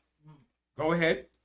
And they shall eat the residue of that which is escaped, which remaineth unto you from the hail, and shall eat every tree which groweth for you out of the field. So the Most High was drying it up, taking up all the resources, food, everything. The Most High was going to leave them dry and destroy. Continue. And they shall fill thy houses, and the houses of all thy servants, and the houses of all the Egyptians, which neither thy fathers nor thy fathers' fathers have seen. since the day that they were upon the earth unto this day. And he turned himself and went out from Pharaoh. And Pharaoh's servants said unto him, how long shall this man be a snare unto us? So they're saying, yo, man, how long this man gonna be a snare to us, man? Yo, Pharaoh, do something, Pharaoh. They were pleading to Pharaoh because they knew that this Moses was the one that they foreshown in their prophecies that he was gonna bring Egypt down. They said, we told you this was the dude, man. And now they're seeing it happening now. Okay, go ahead. Let the men go, that they may serve the Most High their power. Knowest thou not yet that Egypt is He destroyed? said, man, you can't see Egypt is destroyed now? We're destroyed. We're not going to come back from this. Go ahead. And Moses and Aaron were brought again unto Pharaoh. And he said unto them, go serve the Most High your power. But who are they that shall go? He said, well, yeah, you go serve your God, but who's going to follow you and your God? That's what he's saying. Now he's getting smart now. Go ahead. And Moses said, we will go with our young and with our old, with our sons and with our daughters, with our flocks and with our herds. We will go, for we must hold a feast unto the Most High. Which was the Passover. That's right. Okay, go ahead. And he said unto them, let the Most High be so with you, and I will let you go, and your little ones. Look to it, for evil is before you. Not so. Go now, ye that are men, and serve the Most High, for that ye did desire. And they were driven out from Pharaoh's presence. So Pharaoh said, man, get out of here. Chase them out. Get out of here. All right? They didn't like us, man. Don't think the Egyptians, they didn't like us, man. They had a perpetual hatred for us, just like the white man did too, man. Okay, go ahead. Verse 12. And the Most High said unto Moses, stretch out thine hand over the land of Egypt for the locusts, that they may come up upon the land of Egypt, and eat every herb of the land, even all that hail had left. And Moses stretched forth his rod over the land of Egypt, and the Most High brought an east wind upon the land all that day. Right, so the Most High brought that east wind to bring in the locusts. Okay, and that locust came in, man. Okay, because that God said it was representing the storms. He's supposed to control the storms, but he was in nowhere to stop and control that storm. Go ahead. And all that night, and when it was morning, the east wind brought the locusts. And the locusts went up all over the land of Egypt, and rested in all the coast of Egypt. Very grievous were they. Before them that were no such locusts as they. Wow. Neither after them shall be such. Right. Go ahead. For they covered the face of the whole earth, so that the land was darkened, and that they did eat every herb of the land and all the fruit of the trees which the hail had left. And that's what locusts do. They eat up all your fruits and your herbs and your vegetation, man. When they start, they don't finish until everything is gone. You're like a parasite when it comes to that, man. Okay, go ahead. And there remained not any green thing in the trees, or the herbs of the field throughout all the land of Egypt. Then Pharaoh called for Moses and Aaron in haste, and he said, I have sinned against the Most High your power and against you. Here you go again now. Proud. Okay, go ahead. Now therefore forgive, I pray thee, my sin only this once, and entreat the Most High your power, that he may take away from me this death only. And he went out from Pharaoh and entreated the Most High. And the Most High turned a mighty strong west wind. So the Most High brought a reverse now, a strong west wind to push all the locusts out of the land. Okay, go ahead. Which took away the locusts and cast them into the Red Sea. And cast them into the Red Sea. There remained not one locust in all the coast of Egypt. But the Most High hardened Pharaoh's heart, so that he would not let the children of Israel go. See? So the Most High controlled the hearts of men. And a man, Most High said, I'm still harden your heart. You arrogant bastard, you. Go ahead. And the Most High said unto Moses, stretch out thine hand toward heaven, that there may be darkness over the land of Egypt. See it? Darkness. Go ahead. Even darkness which may be felt. See? Darkness. You can feel the darkness. Okay? And that was against what God of Egypt? Ra. The sun god Ra. Most High said, where's the sun god Ra? Huh? Where is he? 3 days of darkness when the sun was up. And sun god Ra couldn't bring no light to Egypt. Most High was making mockery of them. Go ahead. And Moses stretched forth his hand toward heaven, and there was a thick darkness in all the land of Egypt 3 days. They saw not one another, neither rose any from his place for 3 days. Now check that out. Imagine you could feel the darkness, how thick it was. You can't see nothing. But in the Apocalypse, it tells you all it was hearing was operations, noise, sounds, demons, tormented. They was going crazy, man. The Most High was hitting them hard, man, from every angle, man. Oh, they're hearing noise. Oh, all kind of demonic operations. They were bugging, man. Like I said, they were losing their mind. They were going cuckoo, man. The Most High plagued them severely, man. Okay, go ahead. But all the children of Israel had light in their dwellings. See, but we had light in Goshen. Go ahead. And Pharaoh called unto Moses and said, Go ye serve the Most High. Only let your flocks and your herds be stayed. Let your little ones also go with you.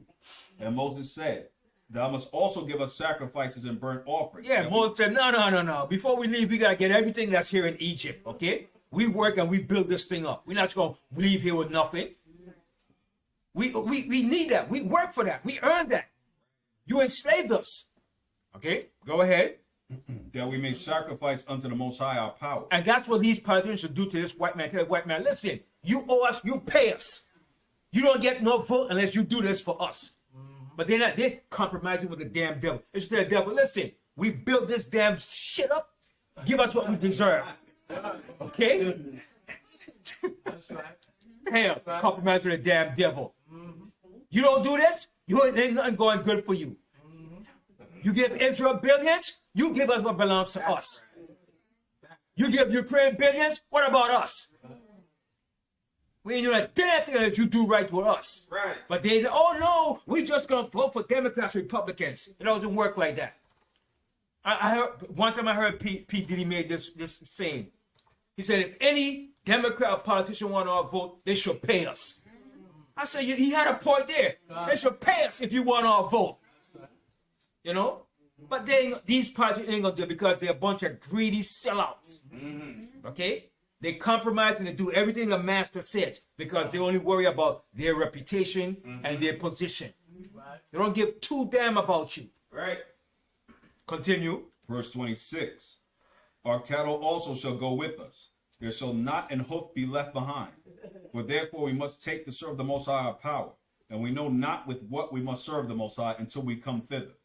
But the Most High hardened Pharaoh's heart, and he would not let them go. And Pharaoh said unto him, Get thee from me. Take heed to thyself. Now here he go now threatening Moses now. He finally had the cojones. He gonna talk trash to Moses. Threatening Moses. Now check what Moses, read it. Go ahead. Get thee from me. Take heed to thyself. See my face no more. For in that day thou seest my face, thou shalt die. See, tell Moses, he said, you see my face again, Moses, you gonna die. He talking big talk now. Okay? So Moses said, oh yeah? Okay, go ahead. And Moses said, Thou hast spoken well. Moses said, you have spoken well, boy. Go ahead.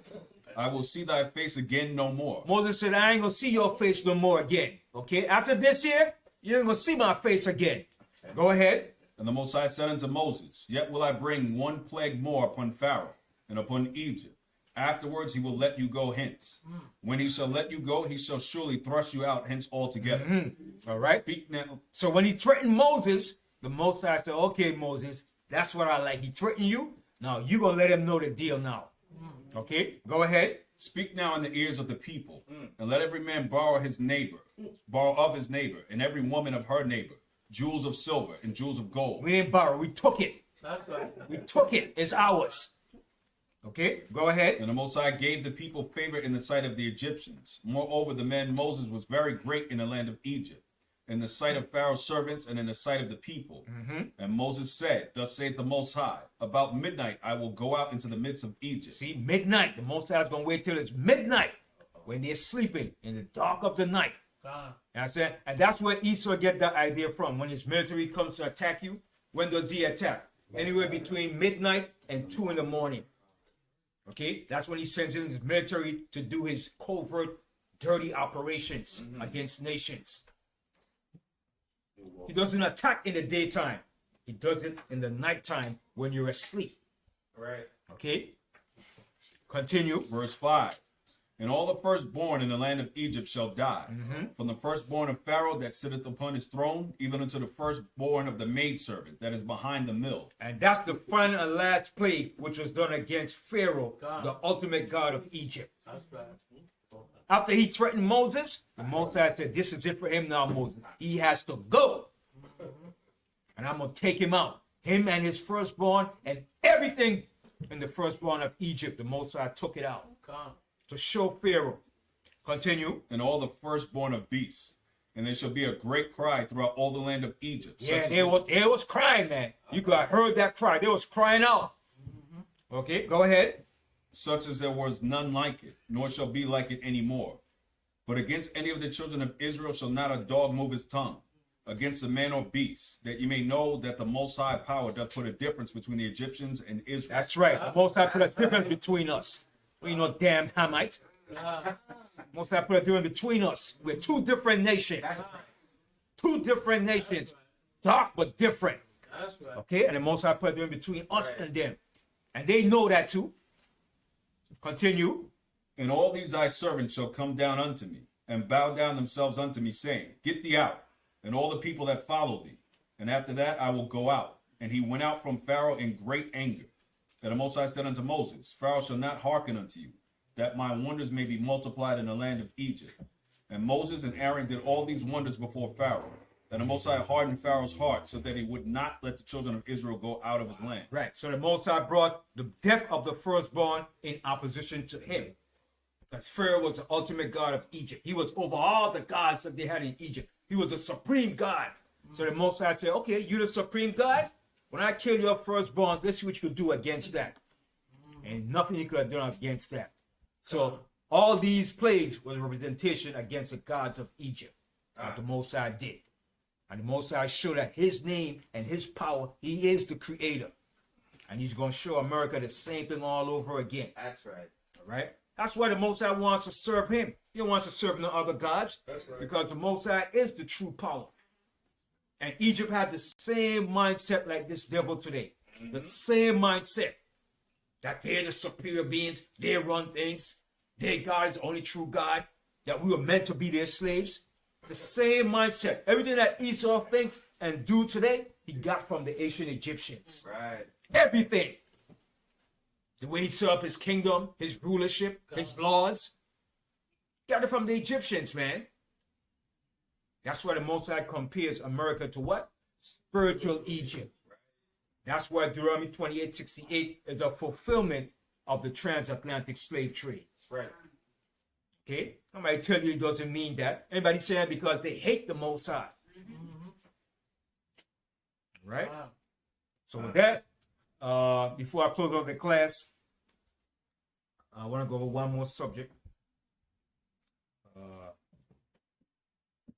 Yes. Did you say the name of the last god? Foot, right? Hmm? Did you say the name of it? Yeah. And Anubis, right? Was the death? Was that the last All right. Okay.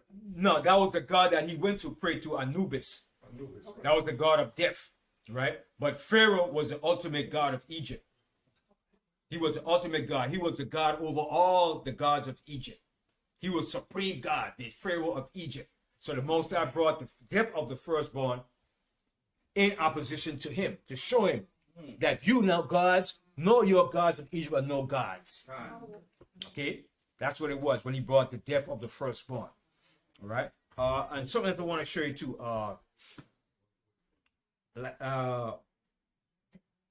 Manetho, that was the name I try to remember. Manetho was the Egyptian historian during the time of the Greeks that tried to change the history and omit what the Most High did in Egypt. His name is spelled Manetho.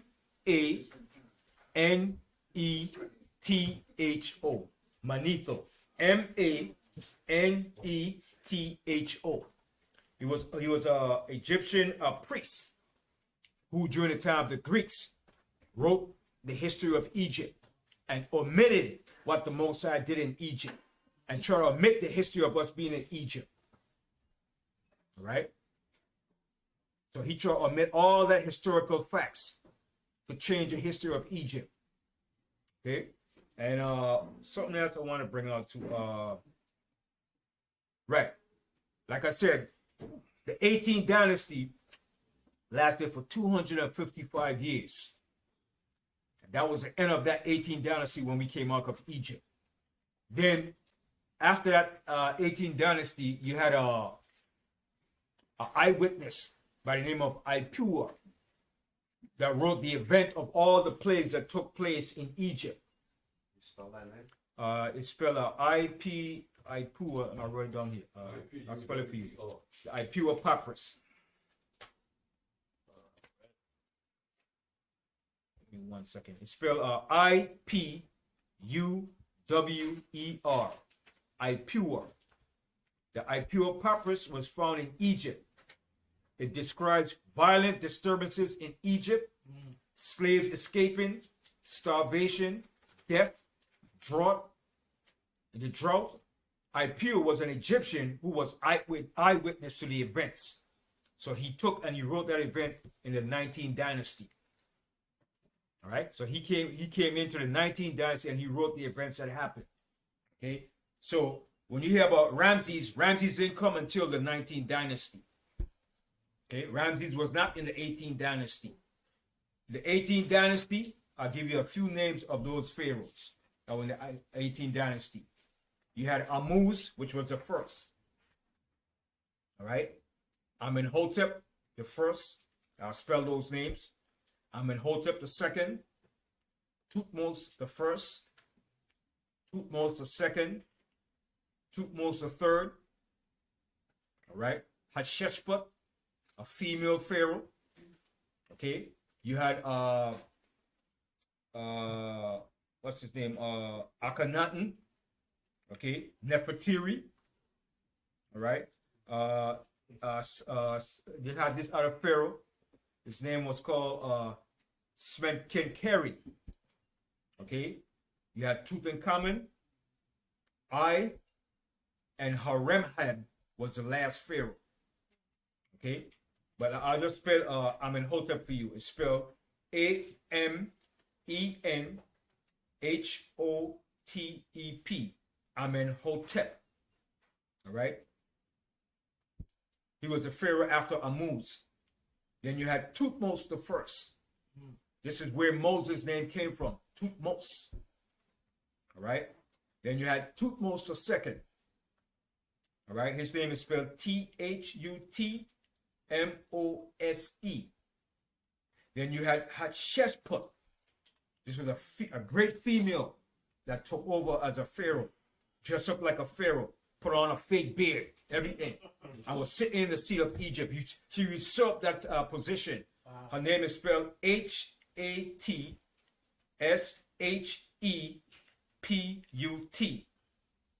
Hatshepsut. Okay, and this was the one that found Moses in the Nile. Okay.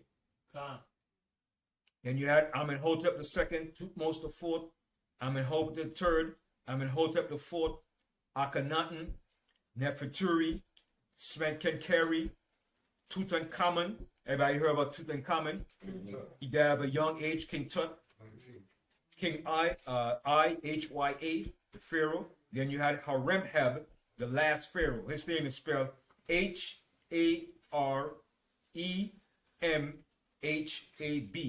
Horemheb.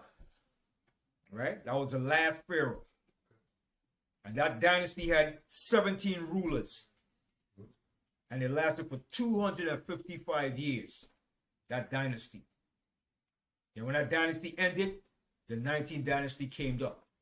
And we left in the 18th dynasty. That was the end of that dynasty when Moses brought us out of Egypt. So, if that dynasty lasted for 255 years, there's no way we could have been 400 years of slavery in Egypt. 80 years from the time Moses was born to the Exodus. That's when the slavery began. Oh, I forgot I found the translation from the Ipur. If you want me to read what it says. Yeah, read what it says, yeah. Okay, this is from the Ipur. It's written in the Bible style. It says Ipur, chapter 2, verses 5 through 6. Plague is throughout the land. Blood is everywhere. Verse 10, the river is blood. Men shrinking from tasting. Human beings and thirst after water. Through 13, that is our water.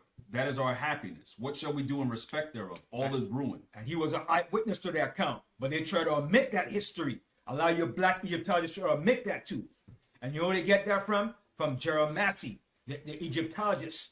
Allow them to get it from him. Trying to omit the history of Israel and Egypt and the accounts that went down. Go ahead. 10. Forsooth, gates, columns, and walls are consumed by fire. Lower Egypt weeps. The entire place is without its revenues. From the hail, the fire, the hail that came down brought fire to the palace. Go ahead. To it belong by right wheat and barley, geese and fish. Forsooth, grain has perished on every side. Because the locusts came and consumed it. Okay. Go ahead. Forsooth, that has perished which was yesterday seen. The land is left over to its weariness, like the cutting of flax. Let me skip down. 5 and 5. All animals, their hearts weep. Cattle moan. See, that was the plague of the cattle against the god Hathor. Go ahead. Behold, cattle are left astray, and there is none to gather them together. 9 and 11. The land is without light. Darkness against Ra. The 3 days of darkness. All right. Go ahead. That's all that I got. That's it. So, Ben, can I read some of this? yes. 17. In the Apocrypha, right? Wisdom of Yeah, Solomon. read that. Yeah. I want to start from I'll start from 1. The Apocrypha Wisdom of Solomon, chapter 17. For great are thy judgments, and cannot be expressed. Therefore unnurtured souls have erred. Unrighteousness men thought to oppress the holy nation. They being shut up in their houses, the prisoners of darkness, and fed with the bonds of a long night, lay here exiled from the eternal providences. For while they supposed to lie hid in their secret sins, they were scattered under a dark veil of forgetfulness, being horribly astonished and troubled with strange aberrations. With strange apparitions. All right. The Most High was plaguing them. All right. Go ahead. For neither might the corner that held them keep them from fear, but noise as of waters falling down sounded about them, and sad visions appeared unto them with a heavy countenance. Excuse me. No power of the fire might give them light, neither could the bright flames of the stars endure to lighten that horrible night. Only there appeared unto them a fire kindled in itself, very dreadful, for being much terrified, they thought that things which they saw to be worse than the sight they saw not. Right. So the Most High was terrifying them, man. He brought terrors upon Egypt, man. Go ahead. For only there appeared verse 7. As for the illusions of art magic, they were put down, and their vaunting in wisdom was reproved with disgrace. For they that promised to drive away terrors and troubles from a sick soul were sick themselves of fear, worthy to be laughed at. For though no terrible thing did fear them, yet being scared with beasts that passed by and hissing of serpents, they died for fear, denying that they saw the air which could of no side be avoided.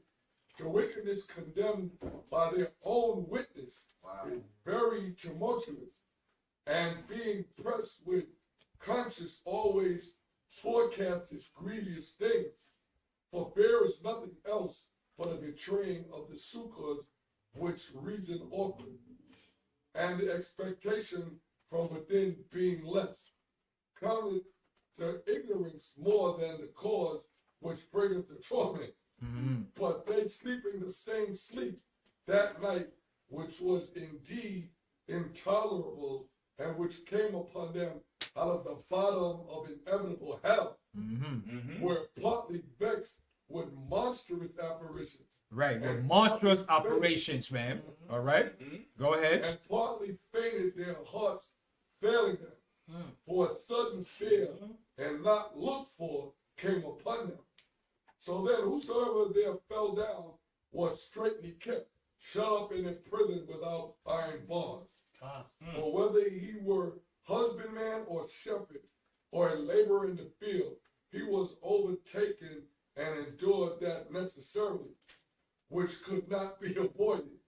for they were all bound with one chain of darkness, whether it were a whistling wind or a melodious noise of birds among the spreading branches of a pleasing fall or of water running violently, or a terrible sound of stones cast down, or a running that could not be seen of skipping beasts. Right, so the Most High was tormenting them with all sorts of different noise and noises from unstrange noise that they have never heard before. The Most High was just terrifying them in every which way he could, man. And they were still hardening their hearts, man. All right, go ahead. Or a roaring voice of most savage wild beasts Right, you heard the noise of wild beasts and you can't see it? in the dark, All right, go ahead. rebounding echoes from the hollow mountains. Right, so everything was echoing from the mountains, echoing, you could hear it. Like when you're in a jungle and you hear a bird, and then you see like thing running through, you're like, what the hell is that? They say, well, you say in the jungle in the nighttime, it's not quiet, man. I think it's noisy, man. It's a scary feeling, man. All right, go ahead. These things made them to swoon for fear. See, swoon for fear. Go ahead. For the whole world shined with clear light, and none were hindered in their labor. Over them only was spread an heavy night, an image of that darkness which should afterwards receive them. But yet were they unto themselves more grievous than the darkness. That's it. That's it. All right. Okay. So it's 2 o'clock. So with that, Okay, you got time for another one? for another Class, go ahead. another class. Nah, I'll tell you for next time. All right. But before I close out, is there any questions in what we just went over today? Yes. When the verse said terrible aberration, it means ghosts? Yes. Ghosts, demons, Spirits. spirits. All right. Because when you go to the book of Psalms, let me find it real quick. In Psalms, the Most High said he sent demons.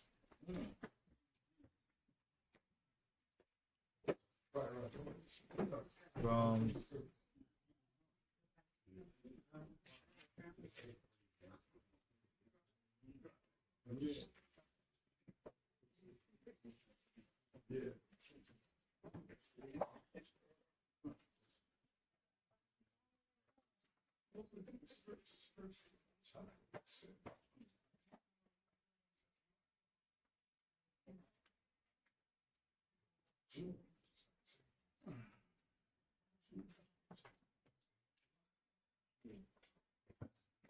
give me 1 second. I think it's Psalm 78.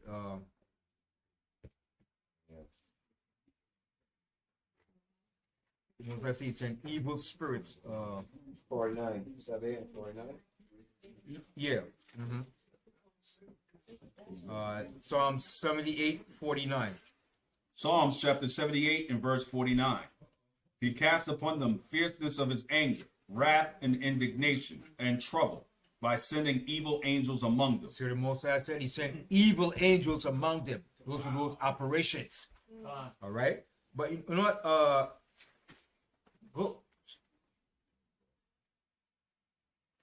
Go back up here and read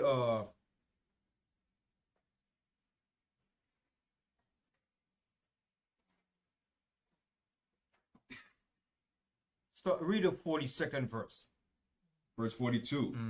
They remembered not his hand, nor the day when he delivered them from the enemy, how he had wrought his signs in Egypt and his wonders in the field of Zon, and had turned their rivers into blood, Turn your rivers into blood. Go ahead. and their floods that they could not drink. He sent diverse sorts of flies among them, which devoured them, and frogs which destroyed them.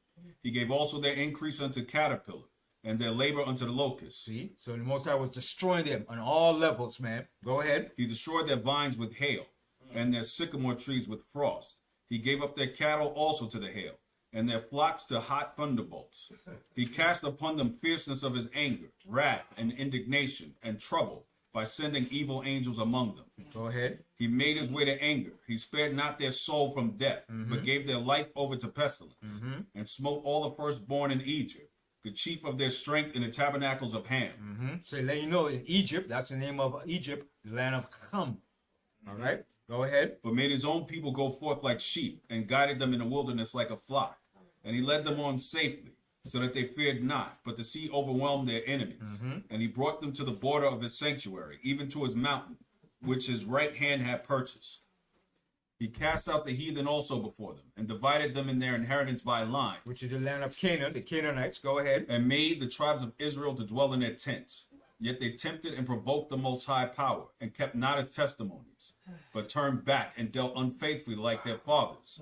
They were turned aside like a deceitful bow. That's us, Israel. After all the Most High did for us, man, that's what we did. Go ahead. For they provoked him to anger with their high places, and moved him to jealousy with their graven images. When the Most High heard this, he was wroth, and greatly abhorred Israel, so that he forsook the tabernacle of Shiloh, the tent which he had placed among men, and delivered his strength into captivity. See? And Most High always deliver us to captivity when we messed up. That was our punishment. Go ahead. And his glory into the enemy's hand. He gave his people over also unto the sword, and was wroth with his inheritance. The fire consumed their young men, and their maidens were not given to marriage. Their priests fell by the sword, and their widows made no lamentation. Then the Most High awakened as one out of sleep, and like a mighty man that shouteth by reason of wine. And he smote his enemies in the hinder parts, and he put them to a perpetual reproach. Moreover, he refused the tabernacle of Joseph, and chose not the tribe of Ephraim, but chose the tribe of Judah, the mount of Zion which he loved. Right, and that's who the Most High chose, but chose the tribe of Judah, the mount of Zion which he loved, to be his representation.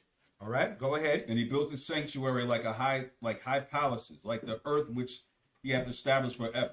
He chose David also his servant, and took from him the sheepfolds. And from following the ewes with great young, he brought him to feed Jacob his people, and Israel his inheritance. So he fed them according to the integrity of his heart, and guided them by skillfulness of his hands. Right, the skillfulness of his hand. So we see what the Most High did for us all throughout our history, and what he did to our enemies. All right, so we have to be thankful and reflect back on our history and see what the Most High have done for us, and what caused us to be in this condition as a people, and what's the end result of what the Most High is going to do for us and against our enemies. So with that, anybody have any questions before I close out? Yes. Yeah, so it would be logical to, like in Egypt, Most High gave us Goshen, correct? Mm-hmm. Now, on this side of the equation, you will have to make another Goshen on this side, correct? Similar, more or less, yeah. Yes. A temporary place of refuge and protection. Yeah. Because Jacob's trouble is coming next. Oh, yeah. It's coming next. Our people, they experienced it. Jacob's trouble came into two parts. When we were brought here as slavery, and the ending part of Jacob's trouble, which is going to be pure hell, man. Oh, yeah. All right? Our people ain't crying out yet. They ain't crying yet. Okay? But when all hell break loose, when no food shortage, high price of getting food, gas, and it's coming. When that hit, then you know Jacob's trouble is in. Our people ain't crying and complaining. They're living good. They're enjoying the luxury of Egypt. You don't hear them crying out. Wait till they can't get no food in the supermarket. And they start robbing and trying to get food. Then you know Jacob's trouble is going to hit in. Because you know our people love to eat. And when you go to a regular supermarket and you can't get food, you know something is up. Then you know it's going to be a problem. Okay? So we're approaching Jacob's trouble yet. Because right now, the system ain't start killing us yet. They ain't beheaded us yet. You understand? The Most High said they're going to start to afflict us, man. Some of us is going to be martyred for Yahushua. We're going to lose our heads. That hasn't happened yet. That's right. You understand? And on top of that, with the Ukraine situation, look how they did the Hamites over there. Yeah. Right? You understand? They turned out there. Yeah. So the Most High said they're going to start to afflict us. Most High said they're going to start going after those that do what? Keep the commandments of Yahushua. All right? Let me get it real quick. I'm going to show you. When this start to happen, you know Jacob's trouble. Let's go to the Apocrypha. I'm going to show you. In 2nd Ezra. When this start to happen, you know you're in Jacob's trouble. All right, go to Second Ezra. The 15th chapter, and actually the 16th chapter. The 16th chapter, and start from the 70th verse. This is going to be the time of the tribulation of Jacob's trouble. That's right. Second Ezra chapter 16 and verse 70. For there shall be in every place and in the next cities a great insurrection upon those that fear the Most High. So you see that? A great insurrection upon those that fear the Most High. What does that mean? They don't come after us first. They come against those that fear the Most High, keeping the commandments. Because they're going to see, wait a minute now. Damn, they are the Israelites. It's their God that's doing these things. So they're going to start to what? Attack and persecute us now. They're going to say, you the problem. All right? They're going to put their focus and attention against us. Read that verse again. Verse 70. For there shall be in every place and in the next cities a great insurrection upon those that fear the Most High. That's Jacob's trouble. Go ahead. They shall be like madmen, sparing none, but spoiling and destroying those that fear the Most High. See? So why are you going to spoil those that fear the Most High? Because it's that time. If anything, you're supposed to do it against those that don't fear the Most High. But it's going to be done to those that fear the Most High, because that's the time of Jacob's trouble. All right? Go ahead. For they shall waste and take away their goods and cast them out of their houses. Then shall they be known who are my chosen. See? Then you shall be known who are my chosen. Go ahead. And they shall be tried as the gold in the fire. And that's how you're going to be tried in that time. You're going to be tried then as that gold in that fire. So that's when Jacob's troubles hit in. We haven't seen that yet. But when it comes, you know it's Jacob's trouble. All right? Go ahead. Hear, O my beloved, saith the Most High. Behold, the days of trouble are at hand. See, the days of trouble are at hand. Go ahead. But I will deliver you from the same. But we're going to be delivered from it.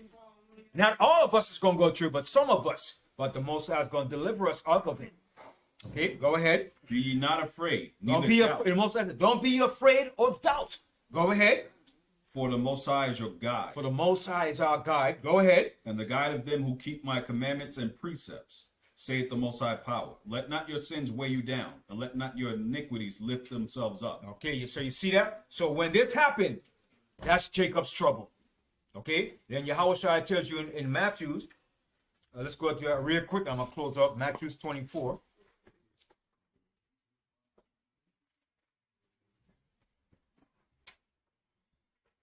Matthew 24 and the 21st verse. Matthew 24 and 21. For then shall great tribulation, such as was not since the beginning of the world to this time, no, nor ever shall be. And except those days should be shortened. See? Except the Most High shorten those days, man. The Most High have to shorten this thing up, man. Okay, go ahead. There should no flesh be saved, There shall no flesh be saved. Go ahead. but for the elect's sake, But for the elect's sakes. All right, go ahead. those days shall be shortened. Those days shall be shortened. Continue. Then if any man shall say unto you, Okay, that's it. All right, so with that, Yeah, I got one more for this. yes, bring it. Revelation chapter 12, verse 12. That's right, bring it, right. And the dragon was wroth with the woman. Right, so the dragon's going to be angry with the woman. This is Israel. He's going to be angry. Okay, go ahead. And went to make war with the remnant of her seed. And that's